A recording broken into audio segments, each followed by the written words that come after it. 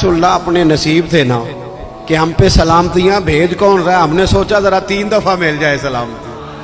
तो महबूब करीम अलैहिस्सलाम फरमाने लगे, ये तुम्हारी कनीज वहां खड़ी रो रही थी, इस बेचारी के 2 दिनार गुम हो गए थे, इसे दोबारा सामान लाते कुछ देर हो गई, इस पर सख्ती ना करना, मारना ना। गुलाम कहने लगे, हुजूर इस खातून के कुर्बान जाएं जो हमारे करीम रसूल को हम जैसे गरीबों के घर तक ले आई है, मारना क्या, हम इसे आजाद करते हैं, ये आजाद है अल्लाह की रिजा के लिए। ये देखो, ये मेरे नबी पाक का अंदाज है।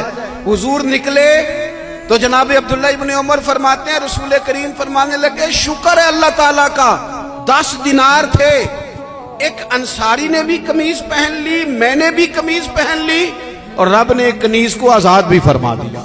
ये अंदाज हमें नबी करीम ने दिया है कि हम अपने दौलतों में, अल्लाह की अताओं में गुरबा को, करीबियों को, रिश्तेदारों को, बहन भाइयों को थोड़ा शरीक कर लें, ताकि वो जो आसूदगी अल्लाह ने हमें दी है उसमें से दूसरों को भी कुछ नफा मिले।